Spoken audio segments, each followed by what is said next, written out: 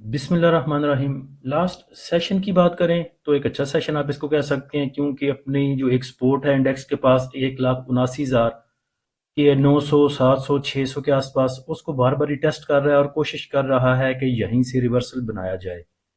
अब मसला ये है इंडेक्स के साथ कि रिजल्ट सीजन है।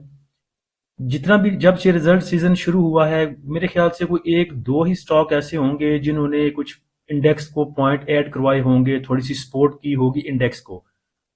अदरवाइज जितने भी रिजल्ट आ रहे हैं पिछले क्वार्टर के मुकाबले में देख लें या पिछले कंपैरिजन कर लें पिछले रिजल्ट के मुकाबले में, तो ईपीएस उनकी कोई बहुत अच्छी नहीं आ रही। ऐसा कोई भी आउटस्टैंडिंग रिजल्ट नहीं आया हमारे सामने जिससे कहा जा सके कि ये इंडेक्स को सपोर्ट करवाएगा। अगर कोई 3-4 रुपए का डिविडेंड देता है तो उसकी ईपीएस वैसी नहीं होती, वो आवाम को पसंद नहीं आती। अगर किसी की ईपीएस ठीक आती है as compare to last result, या पिछले कंपैरिजन कर लें उसका पिछले रिजल्ट के मुकाबले में, पिछले क्वार्टर जो पिछले साल का था फाइनेंशियल ईयर का उससे, या लास्ट 6 मंथ से कंपैरिजन कर लें, तो वो ठीक नहीं आता। ईपीएस अगर किसी की थोड़ी सी इंप्रूव होती है वो डिविडेंड नहीं देता, और जो डिविडेंड देता है उसकी ईपीएस ऐसे नहीं होती कि वो जो है इंडेक्स को सपोर्ट कर सके। तो उस हिसाब से भी इंडेक्स अपने आप को, मार्केट अपने आप को एडजस्ट कर रही है। पैनिक की बात करें तो पैनिक इंडेक्स में एज सच कोई भी नहीं है। रिजल्ट बेस को लेके थोड़ी सी सेलिंग प्रेशर आता है इसमें, या फिर कोई ना कोई हमारा इदारा सेलिंग पे आ जाता है, या ब्रोकर थोड़ा सा सेल कर देते हैं, म्यूचुअल फंड कभी सेल कर देता है, कभी फॉरेन इन्वेस्टर सेल कर देता है, तो उसकी वजह से थोड़ा सा सेलिंग प्रेशर है। अदरवाइज अगर कहा जाए कि पैनिक सेलिंग या कोई मार्केट में इंडेक्स में पैनिक है, तो वो मुझे नजर नहीं आ रहा अभी तक। पैनिक सेलिंग की बात करें तो पैनिक सेलिंग तब आती है जब कोई जंग लगी हो, जैसे जियोपॉलिटिकल सिचुएशन ठीक नहीं थी अमेरिका की, ईरान की, या पाकिस्तान के अपने कुछ हालात ठीक ना हो, तो उसको आप कह सकते हैं वहां पे पैनिक आना। लेकिन ऐसी जगह पे जहां पे सब कुछ स्टेबल हो और उसके बाद आपका इंडेक्स जो है वो टेक्निकली मूव कर रहा हो, तो वहां पे इंडिविजुअल एज सच को पैनिक सेलिंग नहीं करता। जितने भी थोड़े से अच्छे स्टॉक हैं जिनके फंडामेंटल कह लें कि ठीक हैं, जैसे पीपीएल हो गया, ओजीडीसी, या और बाकी जितने स्टॉक हैं जिसमें सिटी फार्मा को भी आप डाल लें, इतना बुरा तो सिटी फार्मा भी नहीं है। तो सिटी फार्मा को अगर देखें तो सिटी फार्मा ने कैश डिविडेंड कोई भी नहीं दिया। उसके बाद ईपीएस में देखें तो थोड़ी सी इंप्रूवमेंट नजर आती है, ₹2 1 पैसे से बढ़ के ₹2 66 और ₹1 12 से बढ़ के ₹1 77। ये थोड़ी सी इंप्रूवमेंट है नो डाउट सिटी फार्मा में। लेकिन चूंकि डिविडेंड नहीं दिया तो ये अवाम को पसंद नहीं आएगा। और अवाम भी सियानी है, अवाम को पता है कि एक दफा अब रिजल्ट अनाउंस हो चुका है, तो नेक्स्ट 3 माह के बाद, क्वार्टर बाद जाके उसने कोई नया रिजल्ट अनाउंस करना है। इसके बीच में कोई अच्छी मटेरियल इन्फॉर्मेशन आ जाती है तो वो तो फिर कह सकते हैं आपके किस्मत के ऊपर डिपेंड करता है कि वो अच्छी न्यूज आ जाए या मटेरियल इन्फॉर्मेशन आ जाए। अदरवाइज तो जैसे इसने अपने अपनी शो करनी थी कर ली, अब तो 3 माह के बाद ही जाके पता चलेगा कि अगला रिजल्ट कैसा आता है। तो अवाम फिर ये करती है कि जब भी कोई बोर्ड मीटिंग अनाउंस होने वाली होती है या अनाउंस होने के करीब होती है, वहां पे चीजों को ले लेती है, रिजल्ट अनाउंस होने से पहले पहले बेच के प्रॉफिट टेकिंग करके निकल जाती है। सिटी फार्मा को देख लें, 88 पे, 87 पे, 88 पे मिल रहा था 2-4 सेशन पहले की बात है। और अगर 92-93 में 94 पे जाके, क्योंकि 94 पे गया था 93.99 पे, तो 88 की चीज पकड़ के 94 पे जाके सेल होती है, 5-6 रुपए बचते हैं 100 रुपए के स्टॉक के साथ। यानी कि यहाँ पे 88 के स्टॉक के साथ तकरीबन 8% 9% आपको प्रॉफिट होता। तो क्या बुरा है कि अवाम उसको सेल करके प्रॉफिट टेकिंग करके निकल ना जाए। तो कुछ ये भी एक आप कह सकते हैं वजह है इंडेक्स में सेलिंग प्रेशर की। इंडेक्स के लेवल की बात करें जुमे वाले सेशन में, तो इंडेक्स की ओपनिंग पॉजिटिव ओपनिंग थी, लेकिन सिर्फ 65 पॉइंट के साथ।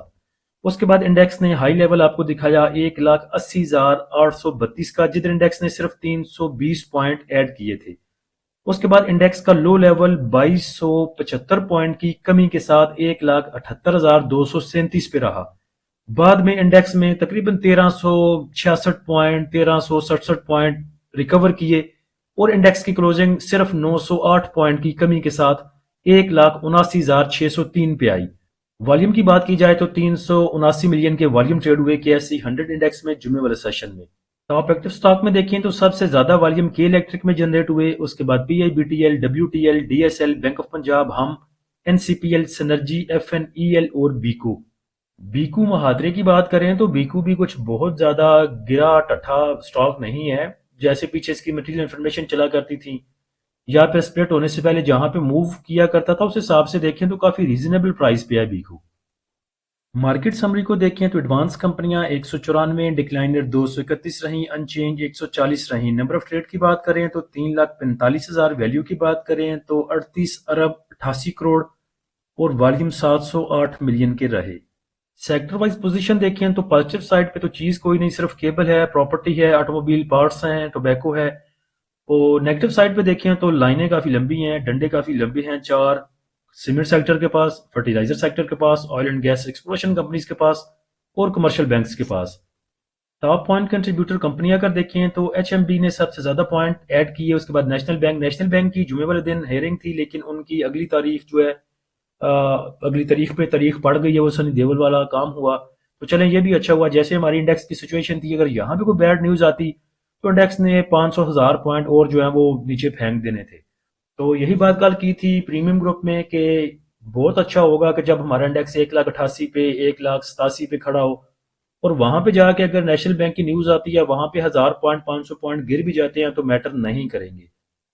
उसके बाद top point contributor negative side पे अगर देखें तो लक ने सबसे ज्यादा पॉइंट लूज किए, 179 पॉइंट। उसके बाद UBL, OGDC system, Efert, Engro, Fatima, bank of Punjab. Last session का फीपीलीपी देखें तो फीपीलीपी देख के भी आपको पता चल जाएगा कि कुछ पैनिक नहीं था। प्रॉफिट टेकिंग थी फॉरेन कॉर्पोरेट्स की तरफ से और ब्रोकर की तरफ से। फॉरेन कॉर्पोरेट्स ने काफी माल जमा किया हुआ है, पिछले 6 माह से 1 साल से लगातार सेल किए जा रहा है, और फिर भी माल इसके पास खत्म होने का नाम नहीं लेता। तो जुम्मे वाले सेशन में पोजीशन देखें बैंक्स की, तो बैंक्स ने 0.58 का बाय किया, ब्रोकर ने सेल किया 3.18 मिलियन का, कंपनीज की सेलिंग है 1.28 मिलियन की, फॉरेन कॉर्पोरेट्स ने सेल किया तकरीबन $13.5 मिलियन का। उसके बाद इंडिविजुअल्स की बाइंग है 9 मिलियन की, इंश्योरेंस कंपनियों ने बाय किया 1.5 मिलियन का, म्यूचुअल फंड ने बाय किया तकरीबन $7.5 मिलियन का। एमबीएफसी की थोड़ी सी बाइंग, अदर ऑर्गेनाइजेशन ने 0.66 का बाय किया, और ओवरसीज पाकिस्तानी ने सेल किया तकरीबन $1.5 मिलियन का। इंडिविजुअल्स की बाइंग तकरीबन 9 मिलियन की है, जिसमें से उन्होंने 6 मिलियन का तो सिर्फ बाय किया है टेक्नोलॉजी सेक्टर को। तो टेक्नोलॉजी सेक्टर में मुझे शक पड़ता है कि नेट सोल का रिजल्ट ठीक आया है, तो मे भी उन्होंने नेट सोल की तरफ गए होंगे। वो बाद में हम टेक्नोलॉजी सेक्टर देखते हैं तो पता चलेगा कि किस तरफ गया है इंडिविजुअल्स। उसके बाद देखें तो ऑल अदर सेक्टर में उनकी सिर्फ सेलिंग है 2 मिलियन की। उसके बाद सीमेंट सेक्टर को बाय किया तकरीबन 2.25 मिलियन का, 0.77 का बाय किया, कमर्शियल बैंक्स को 0.14 का बाय किया, फर्टिलाइजर सेक्टर को, फूड को बाय किया 0.15 का, oil and gas exploration companies को बाय किया 0.67 का, 500,000 का oil and gas marketing companies को, तकरीबन 1 मिलियन का पावर जनरेशन को, और थोड़ा सा टेक्सटाइल सेक्टर को। उसके बाद बड़ा बायर आपका म्यूचुअल फंड है, तो म्यूचुअल फंड ने सबसे ज्यादा बाइंग की है वही oil and gas exploration companies में। वैसे ठीक एक जगह पे हाथ रखा हुआ है म्यूचुअल फंड ने, आराम से एक ही सेक्टर में घुसता है 3-4 मिलियन का, फिर उसको निकालता है 3-4 मिलियन का, फिर नीचे जाके पकड़ लेता है 3-4 मिलियन का। तो मेरे ख्याल से अच्छी दिहाड़ी पा रहा है वो oil and gas exploration companies में। उसके बाद उनकी 2 मिलियन की, 2.25 मिलियन की बाइंग है ऑल अदर सेक्टर में। 0.75 का सीमेंट को बाय किया, 0.60 का कमर्शियल बैंक्स को बाय किया, 0.18 का oil and gas marketing companies को, और टेक्नोलॉजी सेक्टर को 1.78 मिलियन का। ब्रोकर ने सेल किया है टेक्नोलॉजी सेक्टर को ज्यादा, और उसके बाद ऑल अदर सेक्टर को। बैंक्स को देखें तो बैंक्स की बाइंग है ऑल अदर सेक्टर में, सीमेंट सेक्टर में, कमर्शियल बैंक में, फर्टिलाइजर में, फूड एंड पर्सनल केयर में, और oil and gas exploration companies में। सेल किया है उन्होंने टेक्नोलॉजी सेक्टर को 2.73 मिलियन का। टेक्नोलॉजी सेक्टर को देखें तो मुझे शक था कि टेक्नोलॉजी सेक्टर में बाइंग की होगी इंडिविजुअल्स ने नेट सोल में, लेकिन नेट सोल को देखें तो नेट सोल में सिर्फ 1 मिलियन के 1.578 मिलियन के वॉल्यूम जनरेट हुए हैं। सबसे ज्यादा वॉल्यूम है WTL के पास, उसके बाद हम के पास सिस्टम, टैली, TPL, PTC, AVN, NetSol. तो ऊपर अगर देखें तो ज्यादा जो पहले 3 नंबर पे हैं WTL, हम और सिस्टम। और वेट की बात करें तो मेरे ख्याल से सिस्टम जो है इसमें 10 मिलियन के वॉल्यूम जनरेट हुए हैं, रीजनेबल प्राइस पे भी मिल रहा था, तो मे बी सिस्टम में गया होगा इंडिविजुअल्स, क्योंकि WTL के वॉल्यूम चाहे 33 मिलियन के हैं, लेकिन वो ₹1 का स्टॉक है। और उसके साथ देखें हमको, तो वो 27 मिलियन के उसमें वॉल्यूम है, और उसकी रेट देख लें तो ₹11 है। तो सिस्टम का वेटेज जो है काफी ज्यादा लगता है। ASC 100 इंडेक्स की अगर बात करें नेक्स्ट टेक्निकली, तो अगर चार्ट में आप देखें तो देख सकते हैं कि 50 मूविंग एवरेज से जब भी हमारा इंडेक्स ऊपर मूव करने गया, या जब भी इससे अबव मूव करता रहा है, तो इसको टच करने के लिए, रिटेस्ट करने के लिए जरूर नीचे आया करता था। पीछे भी अगर इसकी हिस्ट्री देख लें तो जहां पे भी ये 50 मूविंग एवरेज से काफी अबव मूव करता रहा है, बाद में उसको रिटेस्ट करने वहां पे जरूर आया। यहाँ पे देख लें 50 मूविंग एवरेज के आसपास मूव कर रहा था। नो डाउट एक पैनिक कुछ सेलिंग आ जाए, जैसे जंग लग जाए, तो वहां पे तो टेक्निकल काम ही नहीं करते। फिर तो जैसे सेंटिमेंट्स चलते हैं उस हिसाब से जैसी खबरें आती हैं आपका इंडेक्स वैसे मूव करता है, पैनिक सेलिंग भी आ जाती है और बाकी चीजें भी डेवलप होती हैं कोई न्यूज अच्छी बुरी को लेके। और इंडिया पाकिस्तान की जंग के बाद अगर देखें तो फिर 50 मूविंग एवरेज से काफी ऊपर हमारा इंडेक्स निकल गया था और फिर दोबारा उसने यहाँ पे आके 50 मूविंग एवरेज को रिटेस्ट किया। फिर काफी अरसा 50 मूविंग एवरेज से ऊपर मूव करता रहा और अब देखें तो 2 दफा जाके उसने दोबारा रिटेस्ट किया है 50 मूविंग एवरेज को, जो कि अब आपकी बन रही है 1,79,202 पे। तो इसी लेवल का जिक्र किया था प्रीमियम ग्रुप में भी कि हमारा इंडेक्स जो है इसको सस्टेन करने की कोशिश कर रहा है। नीचे अगर आरएसआई अगर देखिए तो नो डाउट काफी कूल डाउन हो चुकी है, बिरिश है, लेकिन अभी इसको आप ओवर सोल्ड नहीं कह सकते। हिस्टोग्राम में अगर देखें तो कोई वीकनेस मुझे नहीं शो होती लग रही। उसके बाद मैगडी को भी देखें तो उसमें भी कोई रिवर्सल के साइन शो नहीं हो रहे।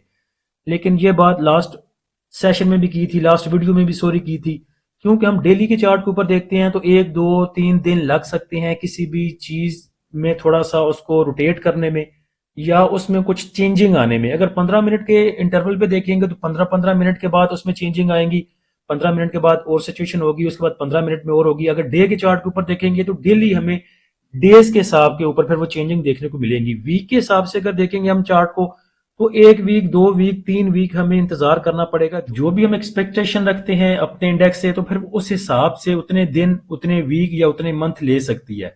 तो लास्ट वीडियो में बात की थी कि कोई भी एक अच्छा सेशन आपके आरएसआई पे भी जो है चेंजिंग ला सकता है, मैगडी पे भी चेंजिंग ला सकता है और आपके हिस्टोग्राम पे भी चेंजिंग ला सकता है।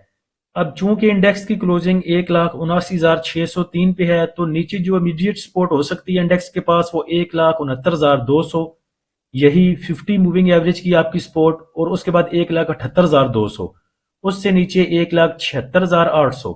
और अगर हमारा इंडेक्स जो है वो सस्टेन नहीं करता तो जैसे पिछली वीडियो में बताया था कि 1,72,000 को टच कर सकता है, 1,72,300 के आसपास। रेजिस्टेंस की बात करें तो इंडेक्स के पास आगे रेजिस्टेंस 1,82,850, 1,83,200, 1,84,000। स्टॉक में अगर बात करें तो काफी अट्रैक्टिव लग रहा है मुझे छोटा गंदारा। बड़ा गंदारा तो काफी ऊपर निकल चुका है। पहले आप देखा करते तकरीबन साल 1.5 साल पहले कि छोटा गंदारा बड़ा गंदारा 100 के डिफरेंस के ऊपर मूव किया करते थे। अगर वो 300 का हुआ करता था तो छोटा गंदारा 200 का हुआ करता था। 100 का इन्होंने अपना जो डिफरेंस था वो मेंटेन किया हुआ था। अब देखें तो बड़ा गंदारा तो 900 पे पहुंच गया और छोटा गंदारा बेचारा वहीं 500 पे जलीलो ख्वार हो रहा है। यही जो इसमें एक चीज थी देखी गई थी, जब इसने 307 को टच किया था फिर नीचे चला गया था, तो वही कंसल्टेशन फेज, वही साइडवेज जो मूव है इसकी, वो यहाँ पे भी नजर आती है। 200 मूविंग एवरेज या उसके आसपास अभी ये मिल रहा है आपको। छोटे गंदारे की क्लोजिंग 515 के आसपास आई है। 510 505 इसका पहला सपोर्ट लेवल आप कंसिडर कर सकते हैं। उसके बाद 490 485। रेजिस्टेंस की बात करें तो वो तकरीबन 531 के 530 के आसपास, उसके बाद 542 से लेके 554 और उसके बाद ऊपर 572 तक के रेजिस्टेंस लेवल ये आपको अचीव करके दे सकता है। अगर यहाँ पे दिल नहीं करता आपका कि यहाँ पे चले देख लें कि सपोर्ट लेता है नहीं लेता, तो 530 पे जाके रिवर्सल का साइन भी आप यहाँ पे रिवर्सल का भी वेट कर सकते हैं। जब ये रिवर्सल बना ले 522 523 के ऊपर क्लोजिंग दे वॉल्यूम के साथ, तो 530 के ऊपर भी इसमें एंट्री बनाई जा सकती है। लेकिन अगर 510 512 के लेवल को देखें तो तकरीबन 3-4 दफा इसको रिटेस्ट कर चुका है और इसको ब्रेक इसने नहीं किया। तो अच्छा लेवल है 512 510 से लेके 504 500 तक, और आपको इंशाल्लाह 50 60 70 रुपए की मूव दे जाएगा। लास्ट में एक चीज आपको बताता जाऊं कि जो स्कैल्पिंग वाले होते हैं उनको दिन में कुछ ना कुछ मिल जाता है। 5 पैसे 10 पैसे 15 पैसे किसी भी स्टॉक में से निकाले जा सकते हैं, स्कैल्पिंग की जा सकती है। डे ट्रेडर जो है वो स्टॉप लॉस के साथ कहीं भी निकल सकता है, चाहे कोई भी स्टॉक वो 200 का स्टॉक 250 में पकड़ता है, स्टॉप लॉस के साथ वो उसमें डे ट्रेड कर सकता है, या तो लॉस में निकल जाएगा या प्रॉफिट बुक कर लेगा। जो पोजिशनल ट्रेडर हैं या स्विंग पे काम करते हैं या स्टॉप लॉस नहीं लगाते, उनके लिए दो चीजें हैं। वो देखते हैं कि आपका इंडेक्स कहाँ पे मूव कर रहा है, बाइंग अपॉर्चुनिटी है या कहाँ पे हमने प्रॉफिट टेकिंग करनी है। वो ये करते हैं कि जैसे अब हमारे इंडेक्स की सिचुएशन है वो हर अच्छी सपोर्ट के ऊपर चीजों को ऐड करते हैं और अच्छी पोजीशन बनाते हैं। फिर एक ही दफा जब आपका इंडेक्स ऊपर जाता है तो वो सेलिंग शुरू करते हैं, प्रॉफिट टेकिंग शुरू करते हैं, और हर चीज में प्रॉफिट उनको डेली मिलता जाता है। कभी उनका एक रखा हुआ पीएसओ चल जाता है, फिर पीपीएल की बारी आ जाती है, ओजीडीसी की बारी आ जाती है। तो मेरे ख्याल से ये अच्छा चांस है उन भाइयों के लिए जो स्टॉप लॉस नहीं लगाते, पोजीशन बनाते हैं। तो यहाँ पे इंडेक्स उनको अच्छी जो है एक बाइंग अपॉर्चुनिटी दे रहा है। और मेरे ख्याल से हमारे ग्रुप का भी, हमारा भी स्टांस यही होता है कि अच्छे वो स्पोर्ट लेवल अपने भाइयों को बताए जाएं, जहां पे वो हर स्पोर्ट के ऊपर अच्छी पोजीशन बना लें, और बाद जब इंडेक्स में रिकवरी आए तो वो जो है वो प्रॉफिट बुक करते जाएं, कभी एक में कर लिया, कभी दूसरे में, कभी तीसरे में। तो लेवल्स पे काम करने के लिए आप हमारे प्रीमियम ग्रुप को ज्वाइन कर सकते हैं। प्रीमियम ग्रुप को ज्वाइन करने के लिए आप नीचे दिए गए व्हाट्सएप नंबर पर रब्ता कर सकते हैं। फ्री ग्रुप को ज्वाइन करने के लिए लिंक नीचे डिस्क्रिप्शन में दे दिया है। अल्लाह हम सब का और इस मुल्क का हम यूं नासिर हो। इजाजत दीजिए। अल्लाह हाफिज।